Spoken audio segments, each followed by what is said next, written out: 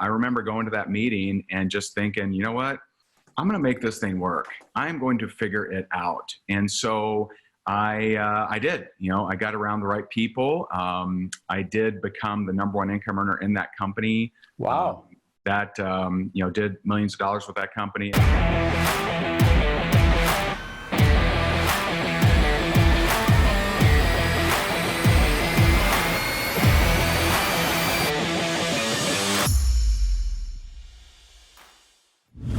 I am jazzed to have you here, Ray. What's going on? Hey, thanks for having me. Excited to be here. So we were talking a little bit before we got started, and we were talking about how do you overcome adversity. You had some stuff happen to you back in 2004, was it? You got started in real estate heavily, and then tell us a little bit about what happened to you in that era. Yeah, so I left, I actually got started in real estate in 2004 here in the state of Florida.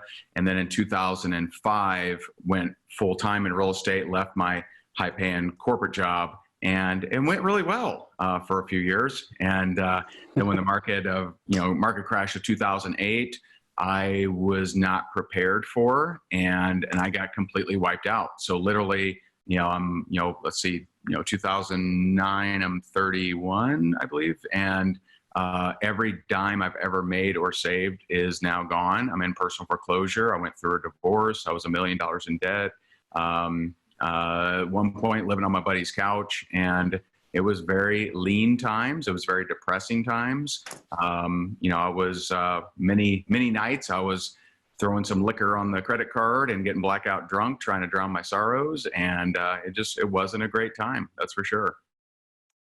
So what lessons have you pulled from that now? You're a decade later or so, and you reflect back, because ultimately that's the best thing you can do. It was a rich education, wasn't it? Yes. No, I'm very grateful for it, actually. The two main things I would say that I learned from that is, one, just to appreciate money. Back then, anyone with a pulse could make pretty decent money in real estate in the state of Florida, and didn't have to be super diligent, didn't have to be super savvy.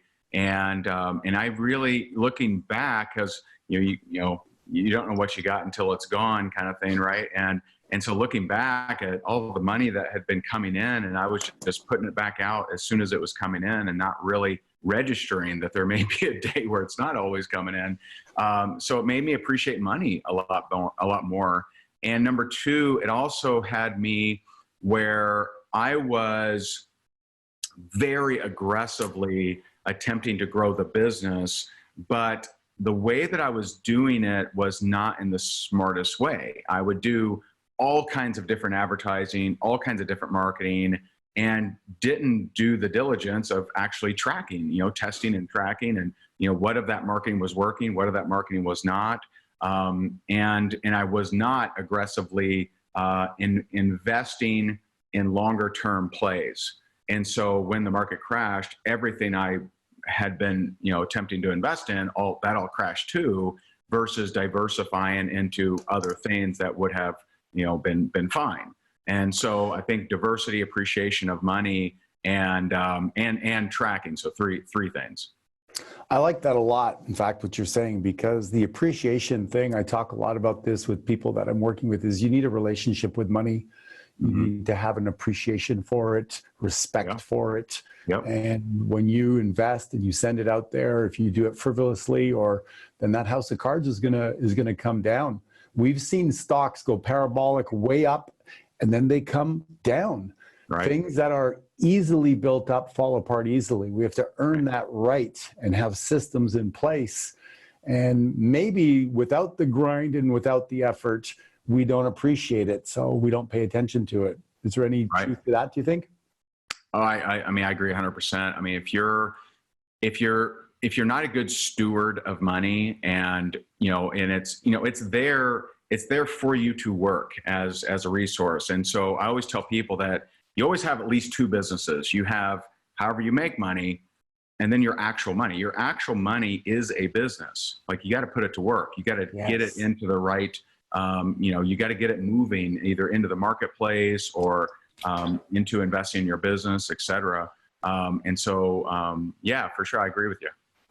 So how do you develop that skill then of managing your money? Because we're not taught that at school, and it's tempting to want to double your money. You get all kind of offers from your broke uncle and stuff like that. Right.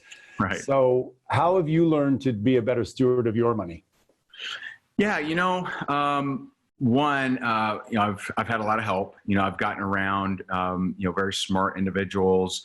My wife is very on top of our finances, and she's always kind of had that investor mind. But one thing that we did is, I remember maybe 3 years ago, we go to this charity event, and it's a charity event for raising money for the Children's Hospital.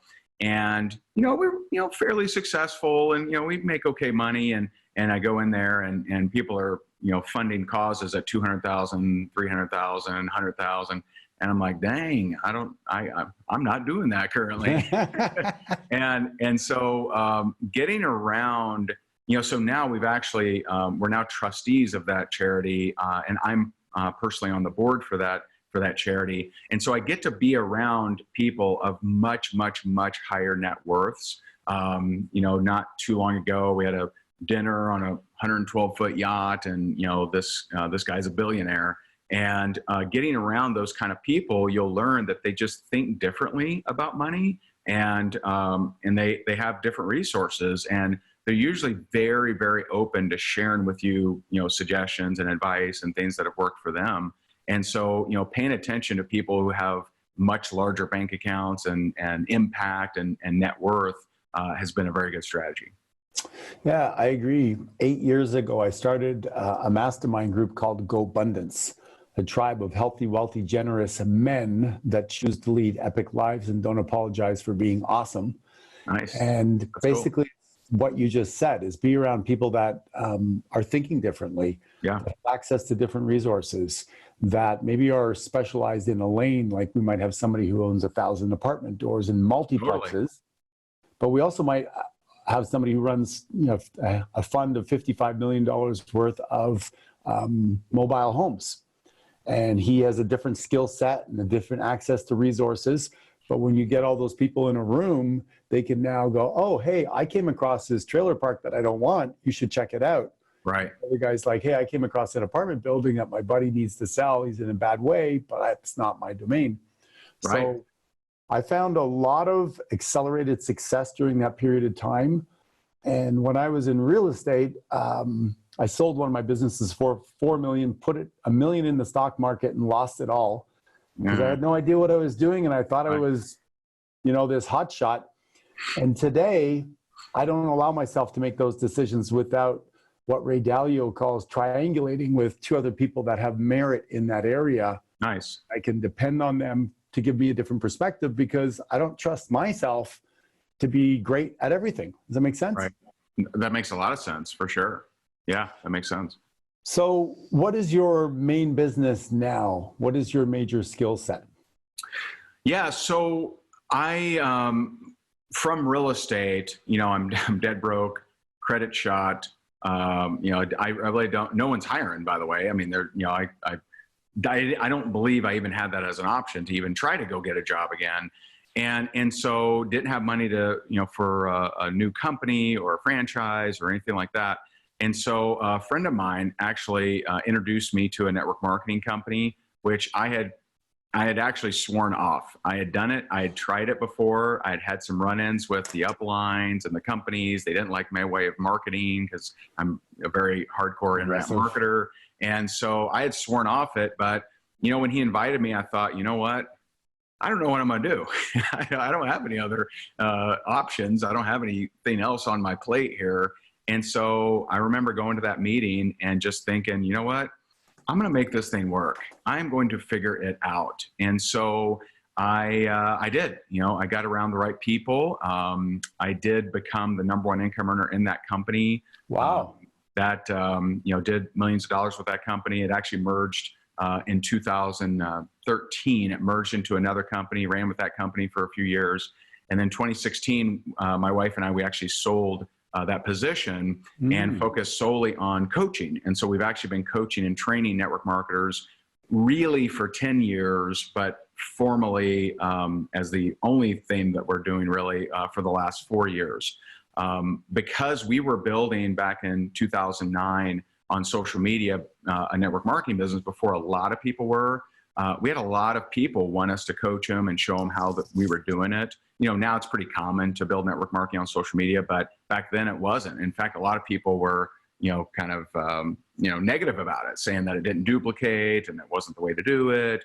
But, we proved it. And so a lot of now we work with a lot of companies, a lot of big leaders, and that is our main audience is network marketers. So now with this whole interruption of normal business processes with the coronavirus and everything, and by the time this airs, we'll be a little further down the road than we are today. What systems do you use through technology that enable you to empower these people?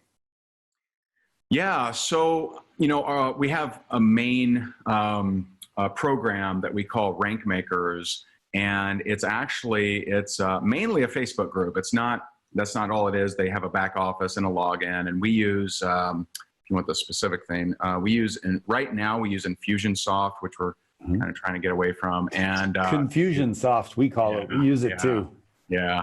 And so we use that as a back end, and we use Memberium as a customer hub kind of thing. But it's mainly a Facebook group, and I go live in there every single day. I give an action step and a training. And, recently we, because of what's going on, we actually offered for the first time ever, a free membership in there, and, brought in another 13,000, people into that. But we already had 14,000 paying members at $20 a pop, and they're, creating some great stuff. And so that's kind of our main program. We do a lot of Zooms, especially with what's going on right now. This is, in the last 2.5 days, this will be number 19 for me, of being on a Zoom or a Facebook Live. And, yesterday I was in front of 2,000 plus people groups in Italy and England. And so we use Zoom a lot, and we do a lot of Facebook Lives as well. And so what are people getting? Are they getting strategies, ability to prospect, recruit? What specifically are you teaching them? Yeah, so we teach them how to generate more leads, how to attract more people to them, how to close more of those leads, and we do teach scripts as well, as far as based on what type of business that you're in, how to approach people with it. With this current what's going on, it's a very sensitive time, because you don't want to come across as you're taking advantage of people. Yet there are people that are out of jobs that are looking for a solution. So you don't want to keep it to yourself and just not tell anybody. So we teach ways of how to reach out to people in a respectful manner, and find those people that are looking for solutions to what's going on. And so anything from scripts, you have to, even if you're teaching very tactical, strategic kind of things, you still have to talk about mindset, because that's always the biggest block. I know people that know every script and every strategy, but they just don't do the work because their mindset's not there. Yet if you ask them, hey, you do any mindset training? They say, no, I don't need that. They always want the how-to, but they're not doing the work. So how much how-to you have doesn't really matter. So you have to mix in mindset training in there. But one of our core values of our company, we have 6 core values, and one of those is we're not just motivation. In our profession of network marketing and network marketing training, it has a history of just being hype and, shooting out beach balls and t-shirts and just, just not teaching you actual strategy. And so we really pride ourselves on teaching actual strategy. That's amazing. So did you say you signed up 13,000 more people? Yeah. So we're like, hey guys, we thought, what can we do that's super cool for the community, and what can we do, to help out our fellow home business entrepreneurs. And so we did a 3-day option where they could come in and enjoy a month of our program. And we had 13,000 people do that. Now we already had 14,000 paying members paying $20 a month.